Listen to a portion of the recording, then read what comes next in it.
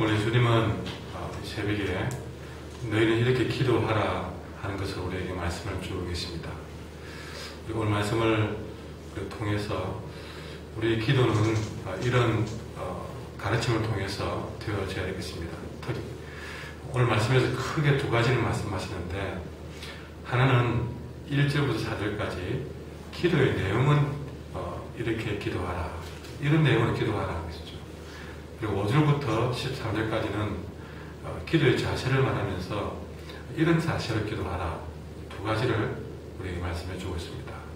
첫 번째 1절에서 4절까지 그럼 기도의 내용은 우리가 무엇을 가지고 기도해야 될 것일까 하는 것입니다. 예수님이 가르친 기도의 내용은 크게 하나님을 향한 기도와 또 사람을 향한 기도, 이 두 가지로 나누고 있습니다. 그 내용을 보면 우리가 늘 외웠던 주기도문인데요, 그 주기도문의 내용은 크게 하나님을 향한 기도, 두 번째는 사람을 향한 기도인데, 자, 먼저 하나님을 향한 기도는 2절에 보시면 너희 기도할 때 이렇게 하라 하면서 아버지여 이름이 거룩히 여김을 받으시오며 나라가 임하시오며 합니다.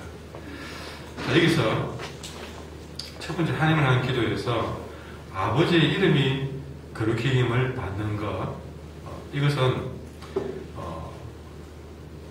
자, 그 내용 자세히 보시면 보십시오. 아버지의 이름이 거룩히 여김을 받는다.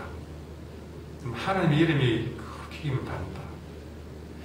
이걸 한마디로 말하면 무엇이겠습니까? 내 삶을 통해서 하나님을 높이는 삶을 사는 것입니다. 우리의 기도의 첫 번째 영역입니다. 오늘 우리의 기도도 하나님, 오늘 내 하루의 삶을 통해서 하나님을 높이기를 원합니다. 이 우리의 모든 기도의 첫 번째가 되어야 될 것입니다. 그 무엇으로도 우리가 나를 드러내고 어떤 경건함이라도 선한 일이라도 나를 드러내고 나를 자랑하는 것이 아니라 하나님을 높이는 삶이 되는 거죠. 두 번째 우리의 기도는 3절부터 우리에게 2절에서요 그 나라가 임하시는 것이죠. 하나님을 향한 두 번째 기도는 그 나라가 임하는 것이죠. 그 나라는 하나님의 나라입니다. 특히 하나님의 나라는 어떤 것이냐, 의와 희락과 평강의 나라가 하나님의 나라입니다. 하나님이 있는 곳에 의가 있고 또 희락이 있고 평강이 있습니다. 여러분 마음 가운데 의가 없이 거짓이 있고 불의가 있다면 하나님 나라가 임한 것이 아닙니다. 그리고 기쁨이 없는 일이라면 그건 하나님의 나라가 임한 것이 아니죠. 평강하지 못하다, 우리 이 세 가지를 통해서 내 마음에 하나님의 나라가 임했는가 임하지 않는가를 우리는 빨리빨리 점검할 수 있습니다. 그래서 늘 하루를 통해서 이런 나라가, 이런 하나님의 나라가 내 마음에 충만히 체험되지기를 원하는 기도를 하셨는 거죠.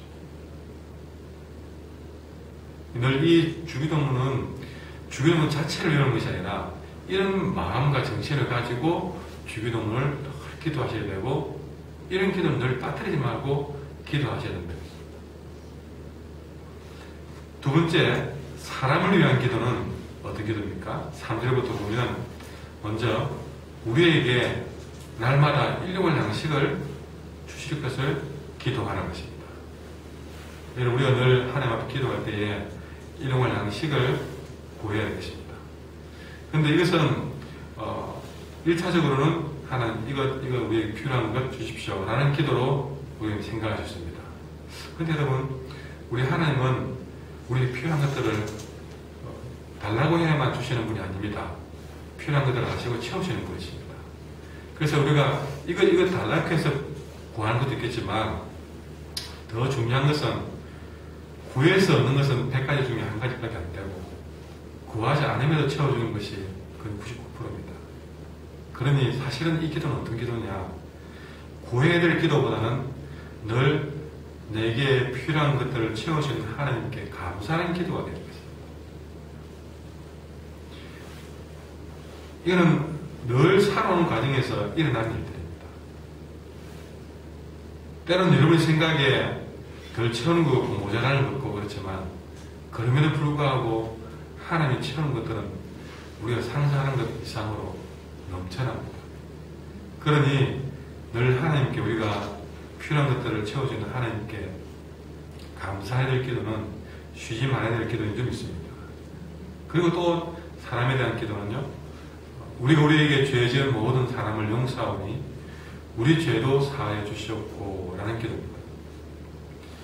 이 기도는 누구를 용서하고 죄를 사함받고 그런 정도의 의미가 아니라 우리는 이미 하나님으로부터 어마어마한 용서를 체험하는 삶입니다. 그러니 이 기도는 하나님이 우리에게 허락해준 죄 사함의 그런 참 자유와 기쁨을 상실하지 않는 삶이 되도록 기도해야 되는 것이죠. 늘 죄 사함 받지 못했으니 맨날 용서해달라고 여러분 생각해 보십시오. 맨날 우리가 살아가면서 아이들이 늘 내 앞에서 엄마 용서해줘, 엄마 용서해줘 그렇게 사는 것을 보면 그것도 애달픈 일이죠.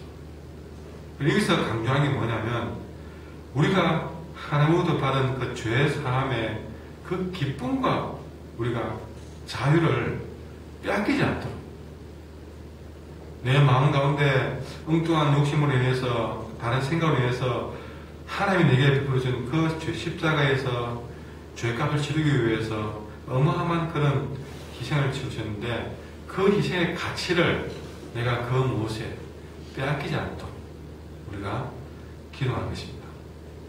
세 번째는 우리를 시험에 들게 하지 말라고 하는 것이죠.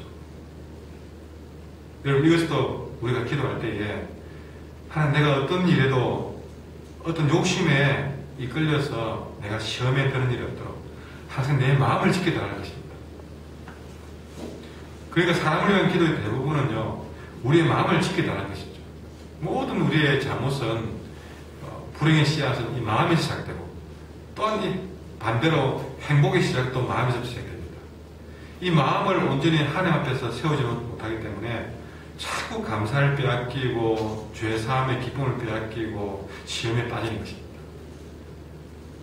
마음이 허하게 놓여 있어가지고 그 마음을 하나님의 말씀으로 채우지 못하고 늘 공허하게 허탈해 있으니까 자꾸 엉뚱한 곳으로 내가 가고 있는 것이죠. 그 마음을 감사와 말씀과 죄사함의 기쁨과 이런 것으로 채워놓을 때에 이것을 빼앗기지 않도록 기도할 때에 우리의 삶은 더욱더 복될 수 있습니다.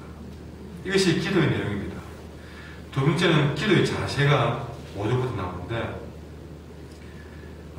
예수님은 이 기도의 자세에 대해서 한마디로 말하면 이 기도하는 자에게 꼭 필요한 자세는 간청하는 자세다. 그것을 5절부터 말씀해 주고 있습니다. 이 간청하는 자세를 좀 더 이해하기 좋게 하기 위해서 한밤중에 나그네를 대접해야 될 그런 한 사람의 예를 들면서 한밤중에 찾아온 나그네를 대접해야 되는데 아무 대접할 게 없는 겁니다.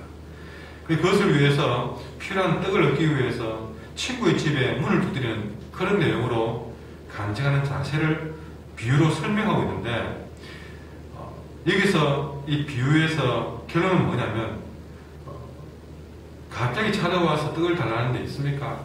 그런데 얼마나 간절히 찾는지 결국 이 집주인은 그 사람이 친구라서 떡을 준 게 아니라 얼마나 간절하게 구하는지 그 간청함을 인하여서 그 요구를 들어줬다라는 말로 비유를 정리하고 있습니다. 그런데 우리가 지난번에 한번 설명해 드렸지만 옛날에는 이것이 강청하였다라는 말로 쓰는데 이번 번역에서는요 간청함으로 수정해서 나왔습니다. 그러니까 좀 더 예수님이 무엇을 강조했는지가 다시 한번 나와지는데 전에 비유처럼 강청한다 그럴 때는요 하나님께 때를 쓰는 것으로 우리가 이 말씀을 받아냈습니다. 그런데 지난번에 설명했지만 그렇게 때를 써서 구하는 것이 아니라 이것은 강청이 아니라 간절하게 구한다는 간청이라고 말을 바꾸는 것이죠. 비슷한 의미긴 하지만 강청과 간청의 차이는 강청은 주여 그러면서 아주 막 때를 부리는 것이고, 이 간청은 포기하지 않는 것을 강조하는 겁니다. 간절하게. 간절하다는 말은 정말 이거 아니면 안 됩니다 하는 포기하지 않는 자세를 말하는 것이죠. 여러분, 기도하는 자에게 꼭 필요한 자세는 포기하지 않는 자세입니다. 우리 주님은 우리의 필요를 아시고 그것을 채워주기를 진실로 원하시는 분입니다. 그럼에도 불구하고 하나님은 기도하는 자에게 간절하게 구하는 포기하지 않는 자세를 부탁을 하고 있습니다. 이 포기하지 않는 자세는 그 기도에 대한 믿음이 있다는 자세입니다. 기도에 대한 확신을 가지고 있는 것이죠. 기도에 대한 확신이 없는데 여러분 어떻게 포기하지 않겠습니까? 기도에 대한 확신이 있으면요 절대 포기가 안 됩니다. 기도하면서 이게 다 안 되는가 보다 이런 것이 문제라는 것이죠. 기도하는 자에게는 그 기도에 대한 확신이 있어야 됩니다. 이것을 우리에게 말하고 있습니다. 그리고 더 나아가서 9절부터 보면 역시 간청함에 이어지는 내용인데요. 9절부터 이런 포기하지 않는 기도에 대한 확신이 있기 때문에 어떻게 됩니까? 9절부터 보면 구하라 그러면 너에게 주실 것이요 찾으라 찾아낼 것이요 문을 두드리라 그러면 너에게 열릴 것이다 라고 말했습니다. 근데 여러분 이게 구하라 찾으라 두드리라는 말은요 어떤 문법적인 의미를 갖고 있냐면요 한번 구해봐라 이게 아닙니다. 그 앞에 구하라 찾으라 두드리라는 말 앞에 뭐가 들어가야 되냐면 앞에 8절에 말하는 것과 같은 게 들어가야 됩니다. 간절하게 그러니까 포기하지 말고 구하는 것입니다. 다시 말해서 이 구하라는 의미가 단회적인 동작이 아니라 연속적인 동작을 문법적으로 쓰고 있다는 말이죠. 한글에는 나와 있지 않지만 원어에는 그렇게 나와 있다는 뜻입니다. 그러니까 8절의 말을 간청함을 넣어버리면 답이 나와버립니다. 지속적으로 한 번 구하는 게 아니라 연속적으로 포기하지 말고 간절하게 찾고 구하고 두드리는 것이죠. 언제까지? 한 번 해보고 마는 것이 아니라 응답이 있을 때까지 구하고 찾고 두드리는 것입니다. 기도하는 자세에는 이처럼 인내를 갖고 드리는 간절함이 포기하지 않는 믿음에 대한 기도에 대한 확신을 가지고 구할 때에 반드시 구하고 찾고 열리는 그런 응답이 있을 것이라고 약속을 주고 있습니다. 우리 기도할 때 이 기도의 내용과 이 기도의 자세만 살아간다면 우리의 기도는 늘 응답받는 기도가 될 줄 믿습니다. 이런 기도와 내용으로 이런 기도의 자세로 여러분 삶이 더욱더 기도로 풍성해지는 삶이 되기를 간절히 소망합니다. 이 말씀을 생각하시면서 개인적으로 기도하시고 시작하도록 하겠습니다.